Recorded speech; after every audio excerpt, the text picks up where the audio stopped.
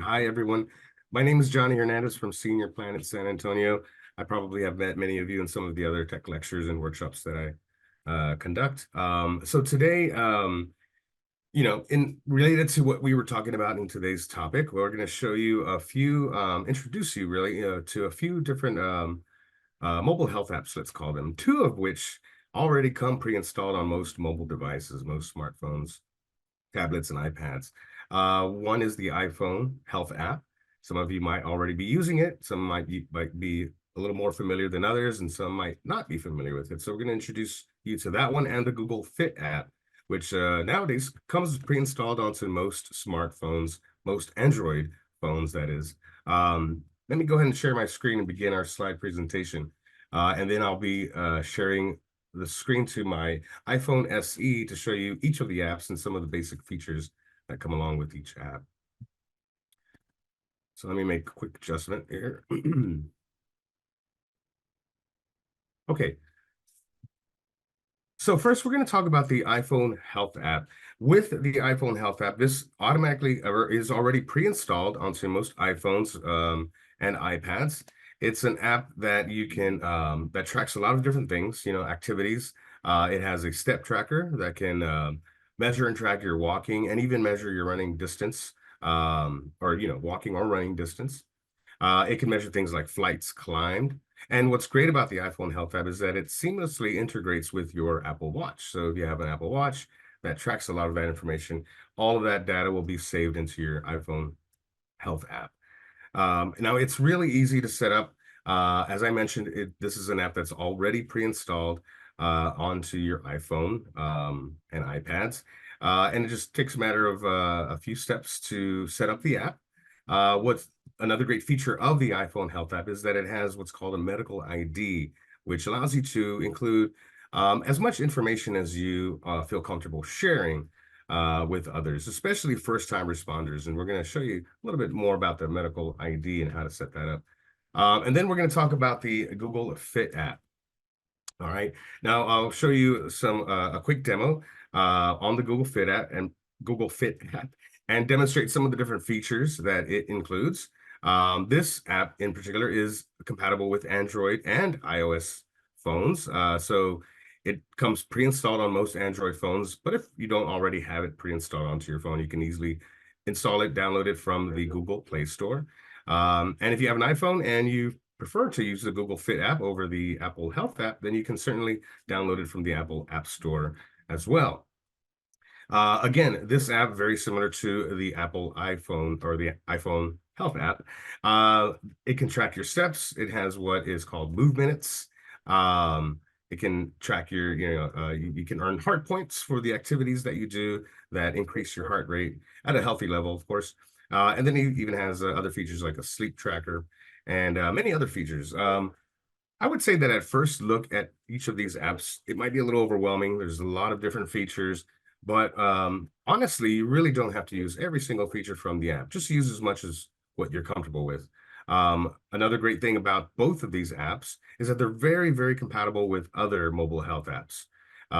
We're showing you these two because since they come already pre-installed on most devices, more than likely you already have it. But there are many, many mobile health apps that measure lots of other things that can track different types of workouts, sleep, apps for, meditation, and just, other kind of step tracking apps. Both of these apps are very compatible and can share information. You can easily share information from those other apps onto your Google Fit app or your Apple Health app. So have everything, all of that data, all of that information that you might need to share with a healthcare provider, perhaps all in one place, all on one app. All right. So I'm going to go ahead and stop sharing my screen, and I'm going to go ahead and share my iPhone screen and show you some of the basic features of each of these apps. And then we'll talk to you about a couple of other apps we're going to introduce you to.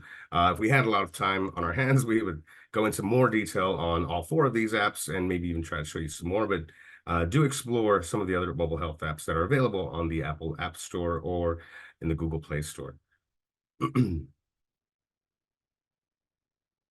All right. So in a second, you should be able to see my screen. Excuse me. And I'm going to look for the Apple Health app. And as you saw in the screenshot earlier, the Apple Health app, you'll see that in the bottom, very bottom right-hand corner of my screen. It's just a white box with a little red heart in it. I'm going to open that app up. And most often you will come straight to your summary page. If you notice at the bottom edge of this home page, let's call it the summary page, you see three little icons. Those will be your navigational tools to sort of get through different pages of the app. So first, we're going to start with a summary page. This has information about any of the activities that you've uploaded into, or that you've recorded, any of the activities that the app has tracked. And if you wanted to look at more details, you could just click. If you notice, each tab has a little arrow in the upper right-hand corner next to, or of each separate little tab here. So I'm going to click on Activity Energy, and it shows you, you can select day, week, month, every 6 months or a year, all of the data that's been collected as far as when it comes to activity energy. Okay, there are flights climbed. There are other, each individual little tab works the same way. You can click the little arrow in the upper right-hand corner of that tab to get more info. And if you scroll down, there's even more info that you can take a look at. It'll even show you some apps that you can download that are very compatible with the Apple Health app.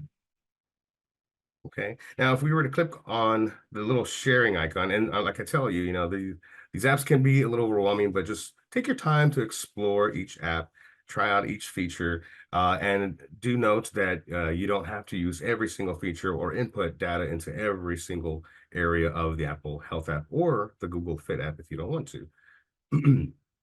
Because there's lots and lots of different things that you can do, and lots of different things that you can discover.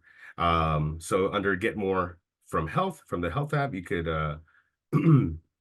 log your emotions and moods. You can contribute to health research. You can set up medications. And just by simply clicking on the blue dots there, if you wanted to add medications to record that information into your Apple Health app, sometimes that might be pertinent information if somebody is needing that, somebody that you're comfortable sharing this information with.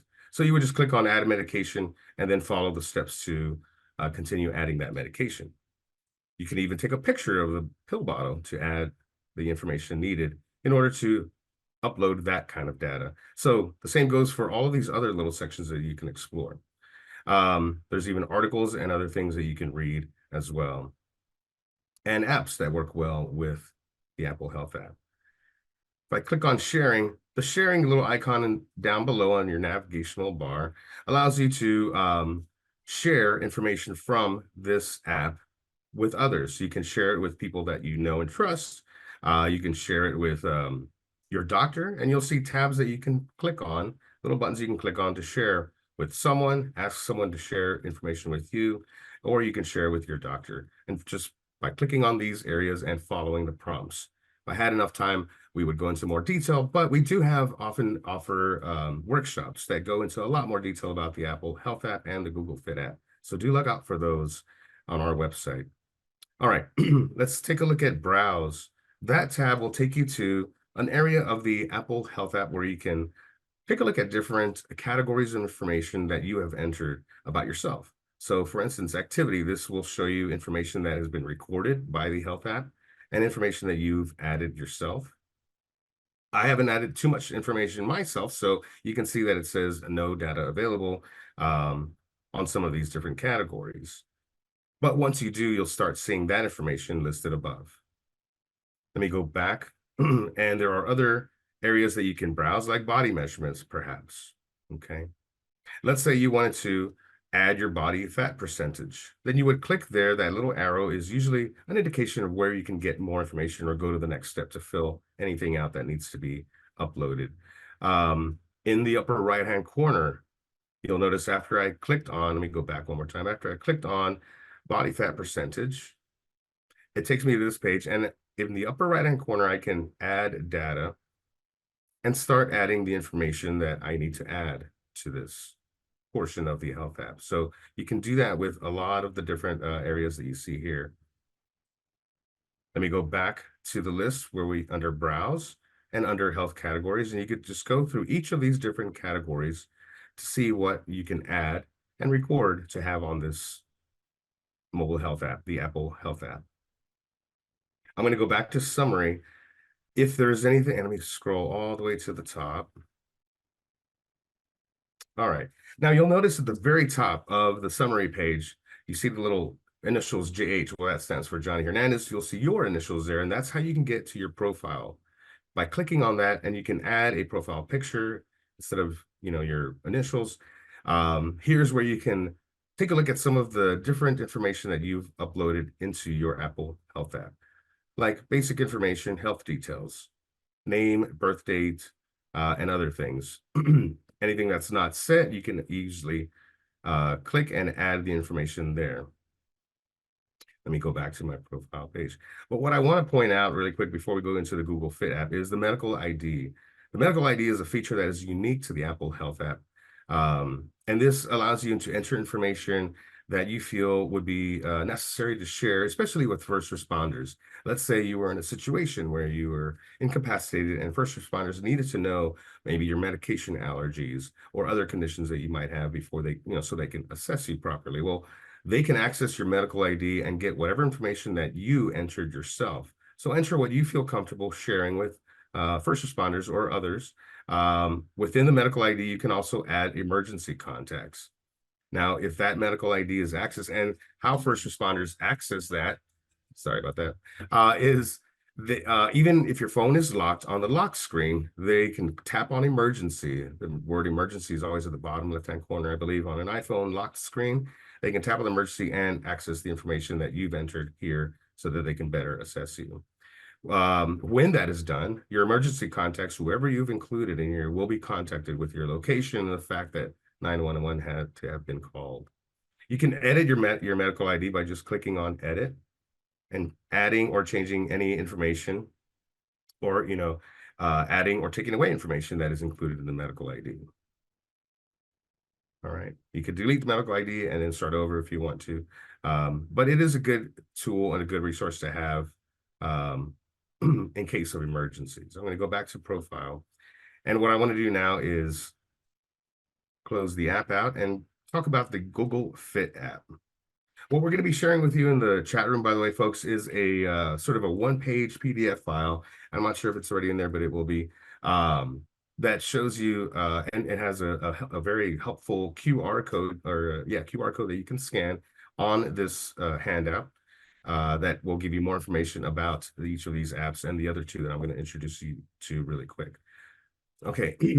And we'll be even sharing handouts for each of these apps that give you step-by-step instructions on how to get started, how to set up each of these apps as well. All right, so this is the home page. As you see in the bottom left-hand corner, it says home. Those are the navigational tools on the Google Fit app. When you open up the app, it always brings you to this home page. And with the Google Fit app, as I mentioned earlier, it also does a lot of the same things that the Apple Health app can do. As far as tracking steps, here you'll see under those circles, it has heart points and steps. Heart points are points that you can earn for, I think, like every minute of brisk walking you get, or, every time you do an activity, an exercise that elevates your heart rate, to a healthy level, you'll earn heart points. You can set goals in this Google Fit app. You can set daily goals, weekly goals of how many heart points you feel you want to earn per day, how many steps you want to walk per day. And the measurements will be taken and indicated with these circles. The blue circle indicates how many steps you've walked. The green circle, which is not very evident on mine because I guess I haven't done too much high intense exercising really lately. But that would indicate how many heart points you've received, okay? You can scroll down, and again, with each of these white tabs that you see, your weekly target, heart points, steps, check your heart rate. Well, let's talk about these first. You can click on the arrow in the upper right-hand corner, similar to how we did in the Apple Health app, to get more information on heart points. You can go to a daily view, a weekly view, or a monthly view. And you could do the same with each one, okay? Heart points and steps. If I click on steps, this shows you information about any of the steps that have been recorded today or for this week or for the month of February. And you can tap on each day to view more individually, or more information for individual days. Other features of the Google Fit app, if you just scroll through, you can actually check your heart rate. And it tells you here, did you know things like dehydration can affect your heart rate? So it'll give you like lots of good tips and information. If you were wanting to use the app to check your heart rate or track your respiratory rate or track your cycle in Fit, your cycling, you can tap Get Started on each of these and follow the prompts. This app measures your heart rate with your phone's camera. So as you continue on to follow those steps and read what can be done with this particular feature of the app, remember that the app might ask for permission. If it's going to be using your phone's camera, it might ask for permission to use your phone's camera. So be sure to allow that. Otherwise, that feature of the app might not work very well. I'm not going to go any further to go into too much detail because there are a few more things we want to share with you. The navigation tools at the bottom, those are the tools that you probably want to familiarize yourself with the most, because those are the tools you're going to use to navigate through each of these apps, as we showed you on the Apple Health app. So we have Home, which is where you'll arrive when you open up the app and after you sign in. And remember that when you do download the Google Fit app, if you already are signed into your Gmail app, let's say on that smartphone, then it'll ask you if you want to continue with that particular Gmail account. You'll then be automatically signed into the Google Fit app since they are both Google apps.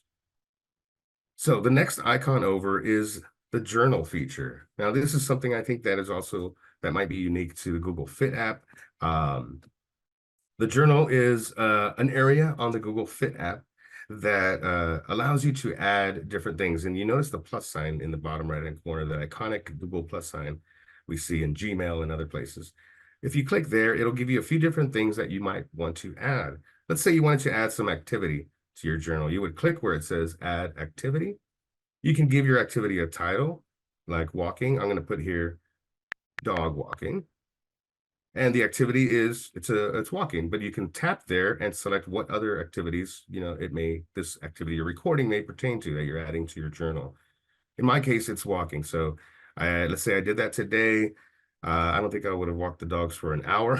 So let me change that. And let's say I walked the dogs for, I don't know, 30 minutes. Okay. I'm going to click on done after I've scrolled through the time slots that are shown there. I select my 30-minute time slot of how long I went for this dog walk.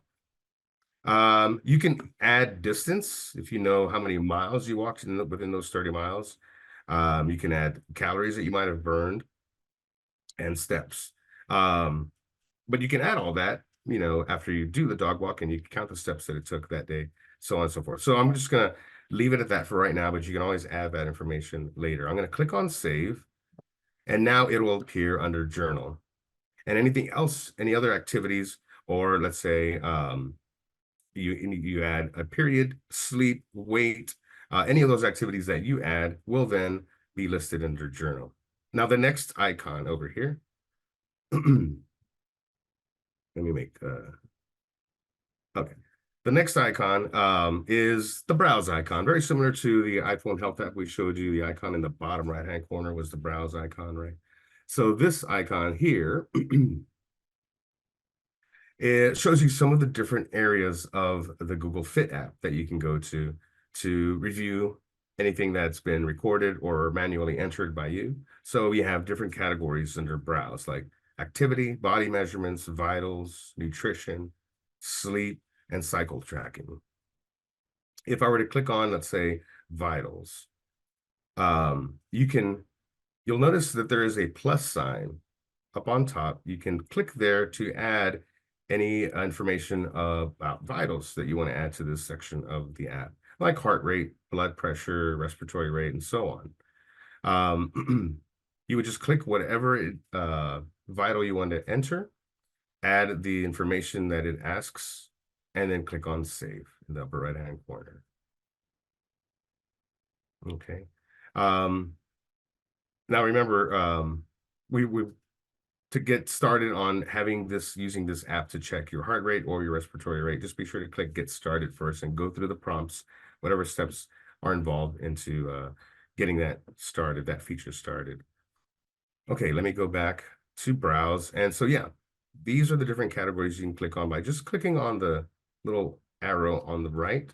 Will take you to the page of information for each category, such as activity. You'll always see the plus sign to add more information there, body measurements. Okay. If I wanted to, let's say I wanted to enter height, then I would either click the plus sign and click on height, or just click on height here, and then click on the plus sign. Okay. I'm going to add my height. Let's say I think I'm 5'8". I'm going to click on done and click save. Now, if I go back and I click on body measurements again, I see that height has been recorded and is now there in the app. Okay. Now, the final little icon over there is your profile. So when you click on your profile icon, here's where you can set activity goals as far as steps and heart points. You can choose by clicking on the little downward arrow. Let me do that one more time. See a little downward arrow next to the 2,500 goal. And then you can just use the minus sign or the plus sign to increase that goal. I guess it increases by 500 steps at a time. And then just hit set goal when you're done. Same with heart points. If you want to increase the number of heart points, you can just click the plus sign and then set, and it'll change. You can even add a bedtime schedule under profile. Add a bedtime schedule and your Google Fit app will notify you when it's getting close to bedtime. And you can change your bedtime schedule by clicking again on those downward arrows and selecting the time. Okay. So those are some of the basic features of the Google Fit app. And here it's telling me that I've reached some of my goals, I guess. So it's giving you, but this is, I think, on a different view. This thing is a weekly view. So this is how it measures your goals. When you reach your goals, you see the circle complete, and you often do get a notification of reaching those goals that you've set, daily or weekly goals. All right, let me stop sharing my screen here for a second. So I'm going to go back to the slide presentation. What's nice about those, I wanted to mention, what's nice about the notifications that you'll get from either of these mobile health apps is that it sort of can help motivate you to do more. If you notice that you're not hitting your goals day to day or week to week, the goals that you thought you would be able to be hitting, then yeah, it might urge you to walk more. It will show you how many steps you've made. It'll show you if you've met that goal and give you a little congratulatory notification. And so, yeah, I feel like that can actually definitely help in motivating you to walk more, maybe increase your goals. All right, Before we move to the next portion, Johnny, I just want to elevate a question that's come up a couple of times in the chat, which is around privacy and security for these apps. So, who has access to the data that you're putting in there? And is there a way that you can be sure that the sensitive health information you're putting into these apps is secure? Right, yeah. So I think a lot of the data that you enter into these apps is encrypted. There is some basic information that Google will have about you, but most of the other data is, I believe, all definitely encrypted. Let me see if I can find some more information on that, but that's what I have come across. And let's see, but that is a great question. And we can move on to the next portion, Yeah, and sure. we'll grab a couple of links to put in the chat about that end-to-end encryption. But it basically means that the data that you're putting into that app can't be seen by third parties. It's kind of all jumbled up, a mix of crazy letters and numbers. And so that's one of the ways that your data is kept secure within apps like these. Exactly. And so the other two I wanted to introduce you to really quick and mention, and we're going to share some handouts in the chat room for you to give you more information, is the Mighty Health app. This is an app you can find at either Google Play Store or the Apple Health app. I mean, Apple the App Store. Designed for ages 50 on up. It customizes exercise. It has customized exercise and nutrition plans that you can set up. There is a limited free version and a paid version that has more features. And the paid version sometimes is covered by insurance, many of the insurance plans out there. I think this one will require you to create an account, even the free version, but there is a free version that you can use. The other one is the Nike Training Club. This one you do have to create an account, and I noticed that you have to go to the Nike website in order to create an account and then sign into the app. It'll take you to the website to create your account. But it is completely free. Quick setup guides, and there's a variety of workouts at a variety of levels with reminders that can be set through the Nike Training Club app. So those are a couple of more that you have information about, a couple of handouts on how to create accounts for each of those. And I think we've shared those files in the chat room now.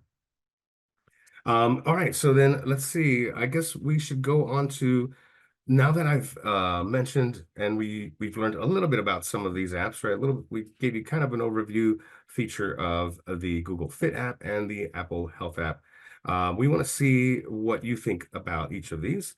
So we're gonna begin a segment that we call "I Like, I Wish, I Wonder." And here in a second, I'm gonna put some this is how this works. Okay, so we're going to use the chat room. All right, we're going to use the chat room. We're going to ask you a few questions. We'll give you a few prompts, and we want to hear your feedback. So for instance, let me share my screen one more time. The way this works with the three prompts, I like, I wish, and I wonder. And let me share my screen to so you can see this a little more and make it a little more visual for you. All right. Okay, so now that we've explored some of these different apps, as I mentioned, we do want to hear back from you.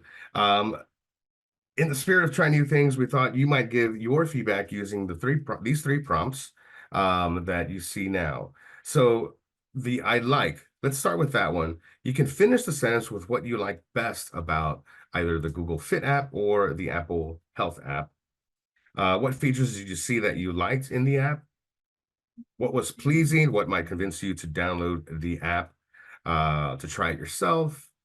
So those are good questions with I like. So use the chat room to enter your answers to that first prompt, and I'll give everybody a moment to do that.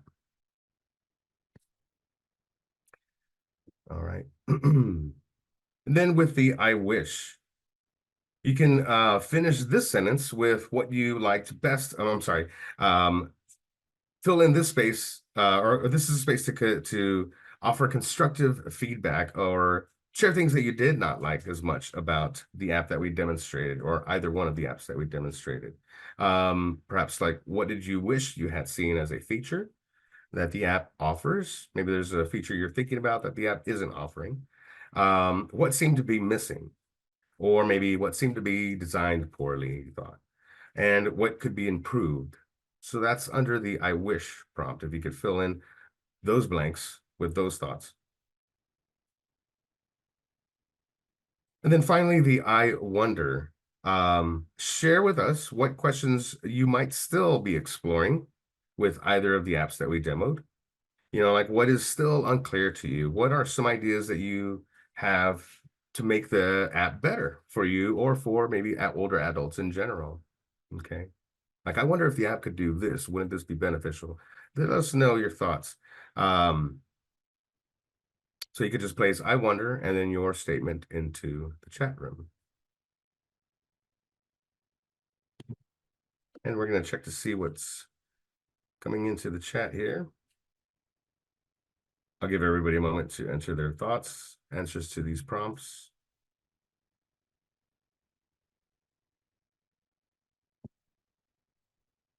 Okay.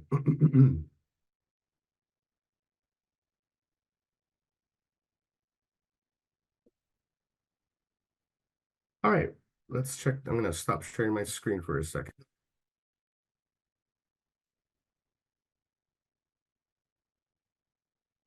So, Deidre, did you want to, do we have time to consider any of these comments or? Yeah, we've got a few minutes, so if you want to take a look at some of them, what I'm seeing in the chat of folks are like that it's already installed, that it's free.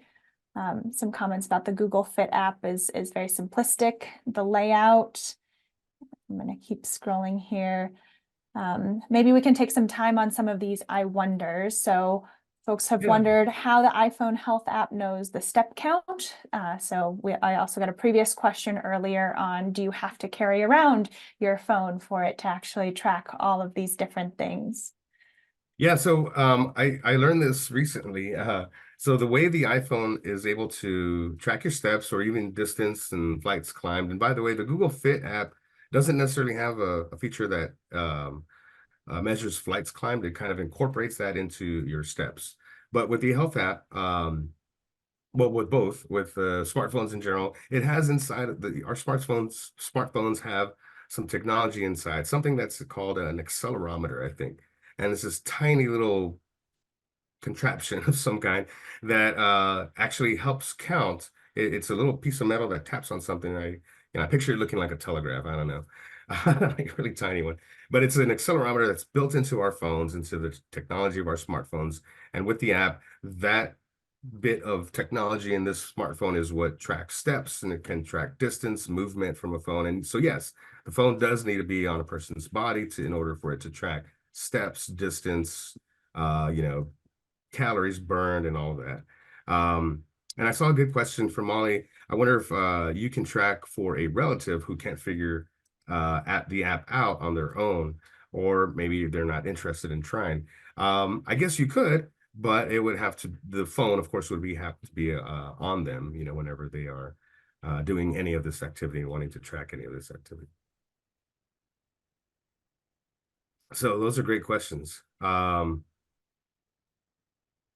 Let's see what else we have. Okay, so yeah, I guess what I want to do next, let me take a look at time and make sure. Got about Um, 10 minutes left. about 10 minutes left. Okay, great. Okay, so let's see if there's any other quick comments or questions we can address. But thank you so much, everyone, for all of the I wish I wonder information you put in there. I wish I wonder. And yeah, I agree with somebody who put in there that I like how these chaps already pre-installed. Um, certainly having the iPhone Health app pre-installed into my iPhone certainly helped me uh, use it, find out about it, discover it, and you know, figure out, well, what does this do? And then I just kind of explored it on my own. So I do encourage everyone to explore these apps, use the QR codes that are in the handout that's been shared in the chat room, um, in order to find more information about the apps. And unfortunately, sometimes apps do not have a sort of how-to, you know, video or a tutorial section on the app. We're usually, you know, responsible for exploring the app on our own and learning how to use it. But you can always, you know, maybe do a Google search or a YouTube search on how to use some of these different mobile health apps.